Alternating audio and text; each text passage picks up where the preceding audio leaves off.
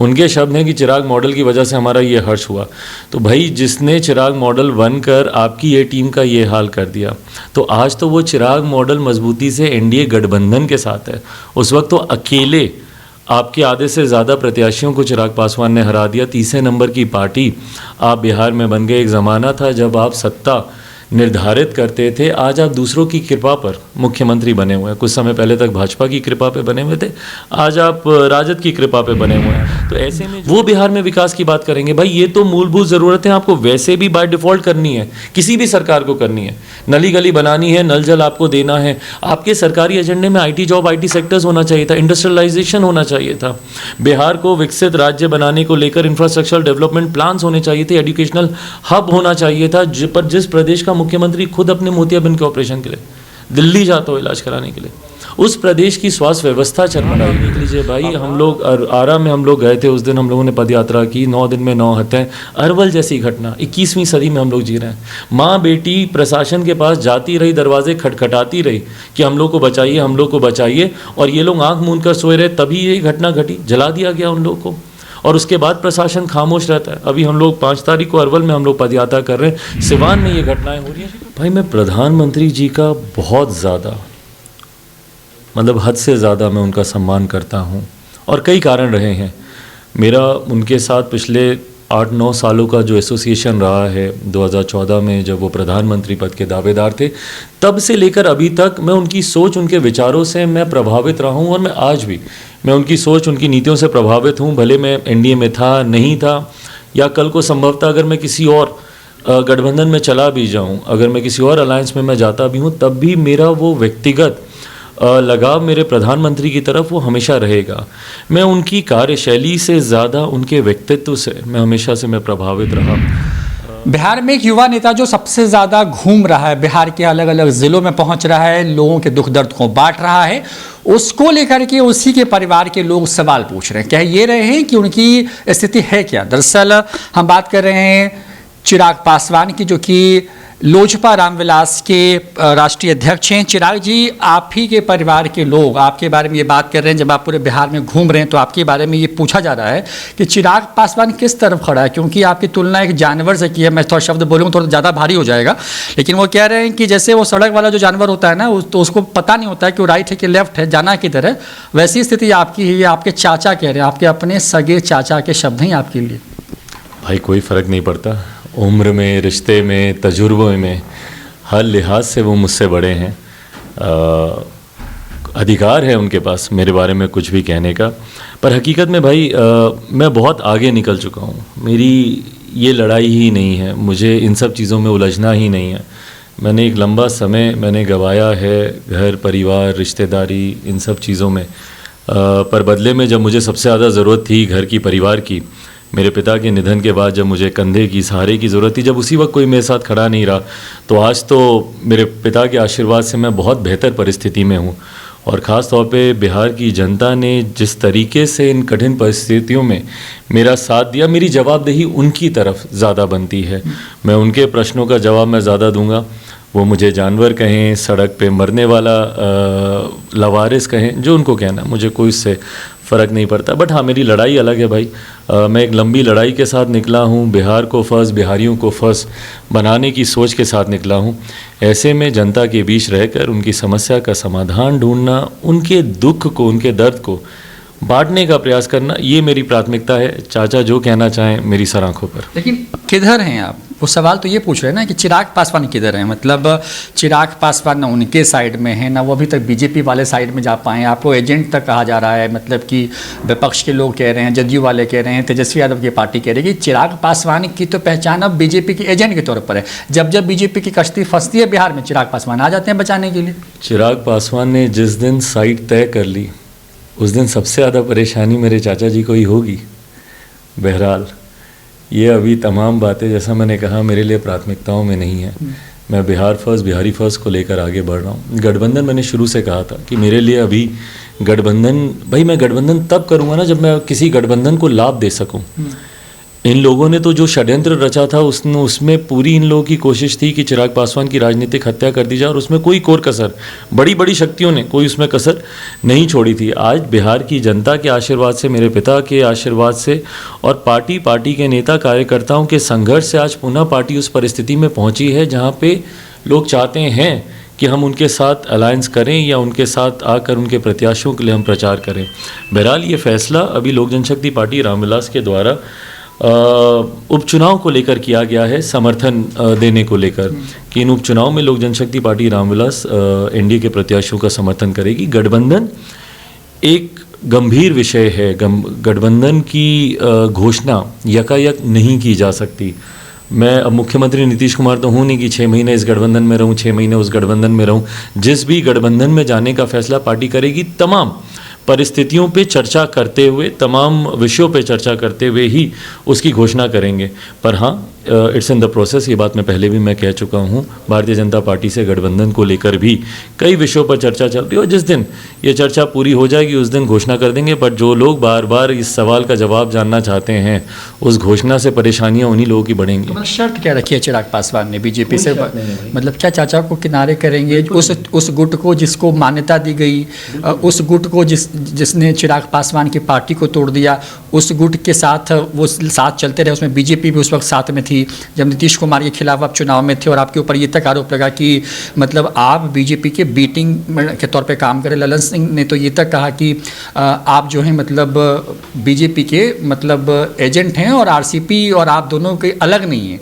तो मतलब चिराग पासवान क्योंकि शर्त कौन सी लेके आगे बढ़ रहे हैं? क्योंकि आप कह रहे हैं कि आप बीजेपी के साथ फिलहाल 2 चुनाव में हैं, 2 उपचुनाव में उनके समर्थन में प्रचार कर रहे हैं, लेकिन फिर लंबी बात में कौन सी शर्तें रखी जाएंगी? क्या चाचा को निकालनी शर्त है? नहीं भाई, इट डजेंट इवन मैटर। मेरे लिए आज की तारीख में ये विषय मायने ही नहीं रखता है। मतलब ये टॉपिक ऑफ कंसर्न ही नहीं है मेरे लिए। जैसे मैंने कहा, मैं बहुत आगे निकल चुका हूँ भाई। ये सब चीज़ें कि वो रहेंगे नहीं रहेंगे, उनका रहना चाहिए नहीं रहना चाहिए, बिहार की जनता ने अपने आप इस बात को दिखा दिया है कि जनता किसके साथ है। अगर आप वोट बैंक पॉलिटिक्स की अगर आप बात करें तो आज की तारीख में वो वोट बैंक किसके पास है, ये जनता ने बार बार इस बात को दर्शाया भी है और साबित भी किया है। जहाँ तक रही बात मेरे बी टीम होने की, जो लोग मुझ पे बी टीम होने का आरोप लगाते हैं, पहले वो अपनी ए टीम का ध्यान दे भाई। इस बी टीम की वजह से और चिराग मॉडल की वजह से, और ये शब्द मेरे नहीं है, ये जनता दल यूनाइटेड के राष्ट्रीय अध्यक्ष स्वयं उनके शब्द हैं कि चिराग मॉडल की वजह से हमारा ये हर्ष हुआ। तो भाई, जिसने चिराग मॉडल बनकर आपकी ये टीम का ये हाल कर दिया, तो आज तो वो चिराग मॉडल मजबूती से एनडीए गठबंधन के साथ है।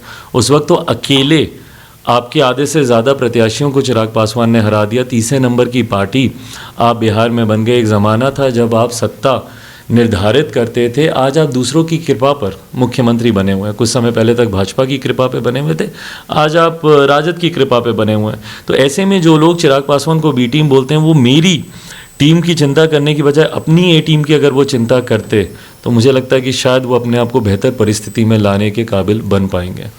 चिराग जी, क्योंकि 2020 में आप अकेले चुनाव लड़ने का आपने रिस्क लिया, बड़ा मतलब आप खुद बहुत कामयाब नहीं, लेकिन जो आपका इरादा था वो पूरा हुआ, जो आप कह भी रहे हैं।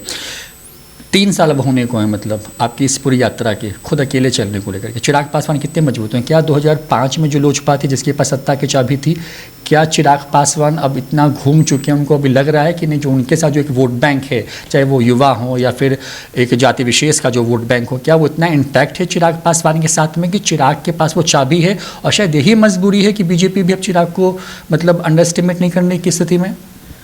भाई, मुझे लगता है इस बात का जवाब आपके कैमरे, आपके स्थानीय पत्रकार, आपका जो नेटवर्क है उसके माध्यम से भी आपको मिलेगा। और अगर मैं कोई बड़ी बात बोल रहा हूँ तो भाई मुझे तुरंत टोकिएगा।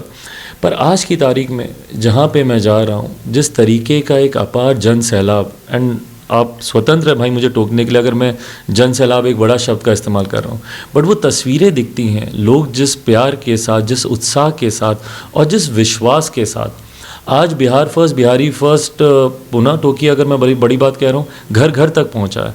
लोगों का एक विश्वास दिखता है बिहार फर्स्ट, बिहारी फर्स्ट में, और वो विश्वास उत्साह के तौर पर दिखता है मेरी सभाओं में जब मैं जाता हूँ।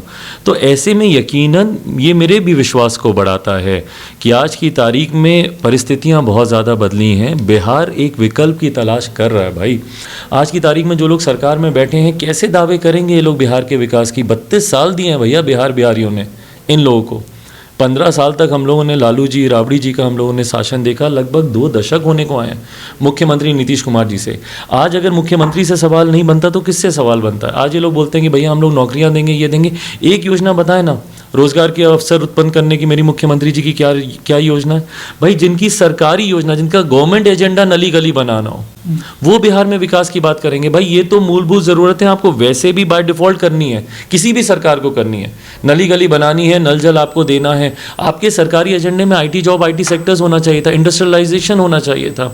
बिहार को विकसित राज्य बनाने को लेकर इंफ्रास्ट्रक्चर डेवलपमेंट प्लान्स होने चाहिए थे, एजुकेशनल हब होना चाहिए था। पर जिस प्रदेश का मुख्यमंत्री खुद अपने मोतियाबिंद के ऑपरेशन के लिए दिल्ली जाता हो इलाज कराने के लिए, उस प्रदेश की स्वास्थ्य व्यवस्था चरमराई हुई है। भाई हम लोग आरा में हम लोग गए थे, उस दिन हम लोगों ने पदयात्रा की, 9 दिन में 9 हत्याएं। अरवल जैसी घटना 21वीं सदी में हम लोग जी रहे हैं। माँ बेटी प्रशासन के पास जाती रही, दरवाजे खटखटाती रही कि हम लोग को बचाइए, हम लोग को बचाइए, और ये लोग आंख मूंद कर सोए रहे, तभी ये घटना घटी, जला दिया गया उन लोग को।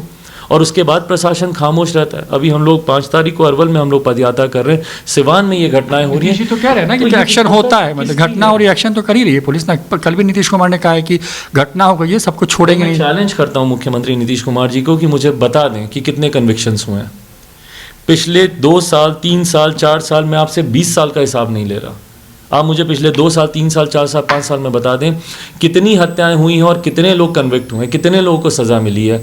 Not even a single person, मैं दावे के साथ कहता हूँ, एक आदमी नहीं।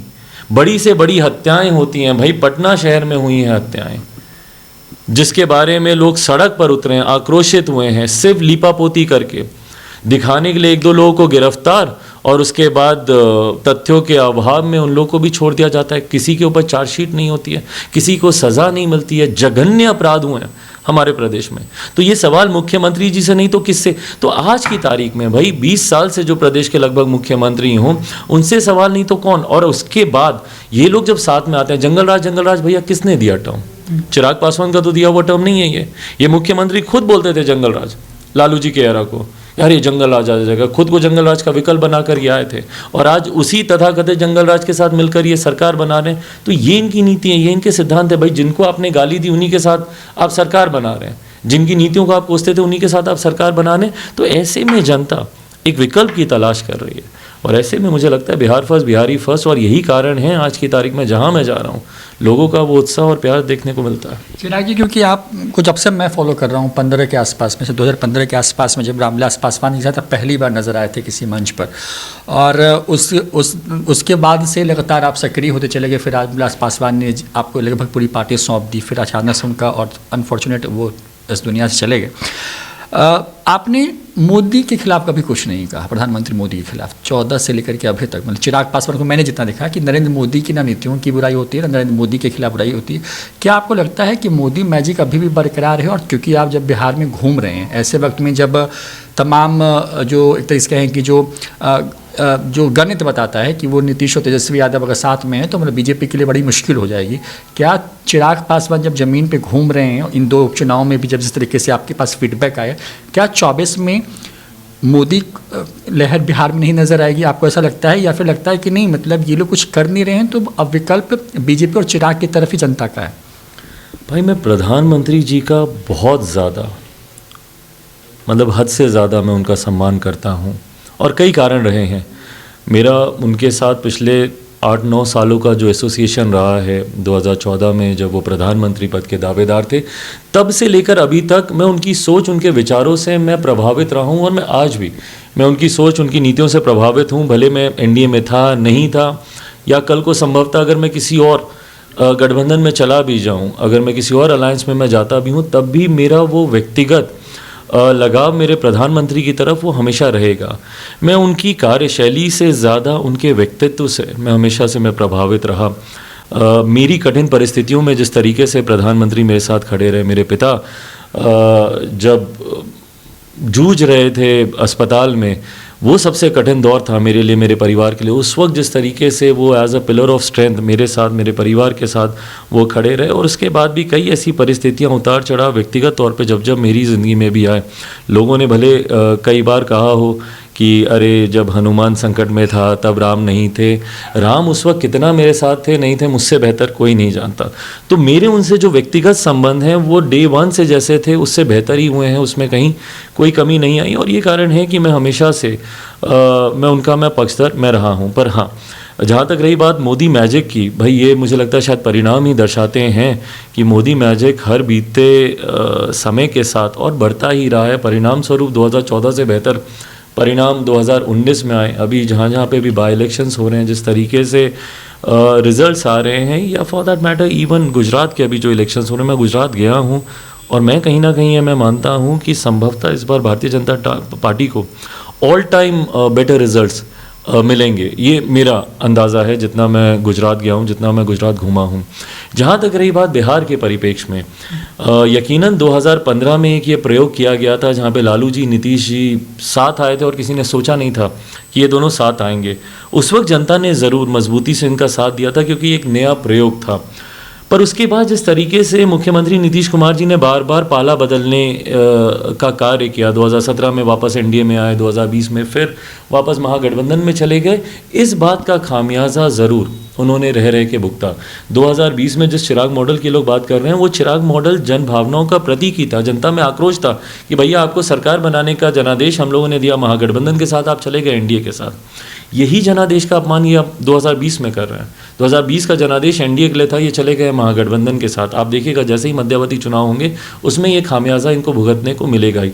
तो इसीलिए लालू जी नीतीश जी का एक साथ आना कोई मैजिकल फिगर आज की तारीख में बन जाएगी और सारी सीटें उपचुनाव में एक तरफा कहा जा रहा था। दो उपचुनाव हुए, गोपालगंज हो या मोकामा हो, दोनों तरफ एक तरफा कहा जा रहा था। मोकामा में भाई 40,000 से आप लोग हारेंगे तो 20,000 से गोपालगंज में हारेंगे। गोपालगंज तो हम लोग जीते ही, मोकामा की हार क्या हार है? आप भाई एक तरफ बताइए जहाँ पे 30,000 40,000 से आप कह रहे थे, वहाँ पर महज उस मार्जिन को 15-16 हज़ार तक सीमित कर दिया जाता है। और जबकि वहाँ पे एक व्यक्ति विशेष का प्रभाव इतना ज़्यादा है। वो जीत तो महागठबंधन की भी नहीं है भाई, वो एक व्यक्ति की जीत है। वो पिछली बार भी, वो निर्दलीय भी, वो ऐसे ही जीतते रहे, वो हर बार जीतते रहे। मैं तब मानता इनका मैजिक जब वहाँ पे वोटों में वृद्धि होती। पिछली बार महागठबंधन जब बिना नीतीश जी के भी लड़ा था तब भी 78,000 वोट पाया था। नीतीश जी के आने का 79,000 वोट पा लिया तो क्या सिर्फ हज़ारे वोट के लायक रह गए क्या मुख्यमंत्री नीतीश कुमार? तो ये इनके आने से कोई मैजिक होने वाला है। अब वो परिस्थिति रही नहीं। जनाधार जहाँ एक तरफ मुख्यमंत्री नीतीश कुमार जी पूरी तरीके से खो चुके हैं, वहीं जनता का विश्वास भी पूरी तरीके से इनके ऊपर उठ गया है। तो आने वाले समय में यकीनन मुझे लगता है बिहार में भी एनडीए, और अगर हम लोग अगर एनडीए के साथ अगर जाते हैं आने वाले दिनों में, अगर गठबंधन अगर सारी बातें ठीक रहती हैं तो यकीनन एक मजबूत परिस्थिति में हम लोग रहेंगे। तेजस्वी यादव से आपके बड़े अच्छे संबंध हैं, मतलब भाई टाइप वाले संबंध हैं, मतलब जब आप पर्सनल जब आप लोग की मुलाकात होती है, जब क्योंकि जब तेजस्वी यादव साथ में आपके जब आप लोग रहते हैं तो क्या लगता है कि तेजस्वी यादव ने गलती कर दी? क्योंकि तेजस्वी यादव ने जिस लहर को पैदा किया था नीतीश कुमार के खिलाफ, क्या नीतीश कुमार के साथ जाके तेजस्वी यादव ने एक गलती कर दी है? Yes of course. और ये बात मैंने तेजस्वी जी को मैंने कही भी थी।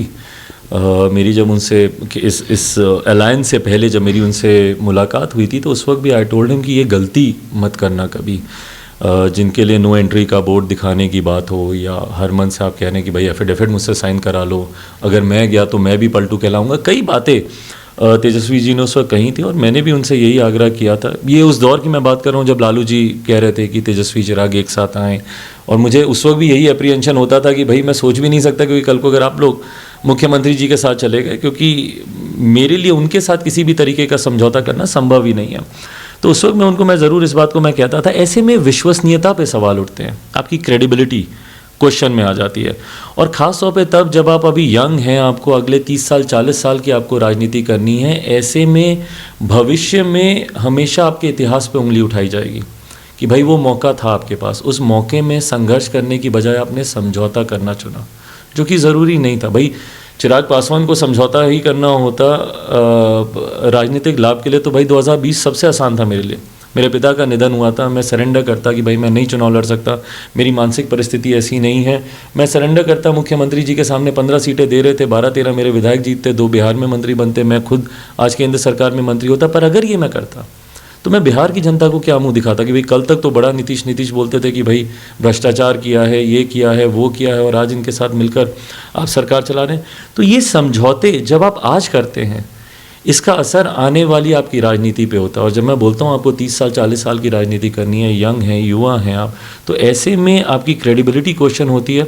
और मैं हमेशा बोलता हूँ कि किसी भी नेता के भविष्य को जानना हो तो उसके इतिहास को टटोल के देखो। मुख्यमंत्री अगर एक बार धोखा दे सकते हैं वो 4 बार और भी दे सकते हैं, भाई क्यों नहीं देंगे। जो एक बार दल बदल सकता है वो 4 बार और भी बदल सकता है। तो ऐसे में एक बार आप कॉम्प्रोमाइज़ करते हुए दिख गए, भविष्य में कोई ऐसी परिस्थिति आएगी, जनता मान के चलेगी कि आप कॉम्प्रोमाइज़ करेंगे जो आपकी राजनीति के लिए सही नहीं है। मैं नहीं मानता कि इनका सही निर्णय था। एक आखिरी सवाल अब चिराग पासवान जी, कितनी जल्दी बीजेपी के साथ ऑन टेबल होंगे और कब मतलब, क्योंकि अब उपचुनाव के बाद क्या मान के चलें कि 1-2 महीने में रिजल्ट्स आएंगे कि अब किस तरह का गठबंधन होगा, कैसे साथ आगे बढ़ेंगे? भाई मैं समय सीमा में अपने आप को नहीं बांध रहा और मैं किसी जल्दबाजी में हूँ भी नहीं। यू हैव सीन मी, मतलब मैं कभी इस जल्दी में रहा ही नहीं हूँ कि मुझे गठबंधन करना है। मैं खुश हूँ अभी अकेले जिस तरीके से मैं काम कर रहा हूँ, तो मुझे कोई जल्दबाजी नहीं है। और वैसे भी अभी गुजरात के, दिल्ली MCD के कई इलेक्शंस हैं और उसके बाद पार्लियामेंट भी चलेगा, तो अभी कोई जल्दबाजी नहीं है। बट हाँ, जैसे गठबंधन को लेकर बातचीत होगी ज़रूर सार्वजनिक की जाएगी। बात किससे होगी? अमित शाह से, प्रधानमंत्री मोदी से, JP नड्डा से, या बिहार के नेताओं से? भाई कई केंद्रीय नेताओं के मैं संपर्क में हूँ। अमित शाह जी से यकीनन मेरी बातचीत चल रही है, मेरी मुलाकात भी उनसे हुई है। और कई ऐसे शीर्ष नेता हैं जो कि रेगुलरली केंद्रीय ऐसे नेता हैं जो कि ऑन अ डेली बेसिस मेरे संपर्क में है। तो यस, बातचीत तो चल ही रही है। चलिए, बहुत बहुत शुक्रिया चिराग पासवान जी। तो चिराग पासवान जी ने बिहार को लेकर बहुत सारी बातें कही हैं। तेजस्वी यादव के बारे में ये कहा है कि उन्होंने गलती कर दी, नीतीश कुमार पर एक बार फिर से भरोसा जता करके चुनाव में, जब उपचुनाव में खुद वो घूम रहे हैं तो लग रहा है कि जनता जो है एक नया विकल्प ढूंढ रही है जो कि नीतीश कुमार और तेजस्वी यादव से अलग दिख रहा है। कुछ चिराग पासवान वक्त देना चाहते हैं खुद की राजनीति के लिए भी और बीजेपी के साथ फिर से गठबंधन में आने को लेकर के भी। जो भी अपडेट होगी देंगे न्यूज़4नेशन पर। कैमरा पर्सन आकाश के साथ रोहित कुमार, पटना से।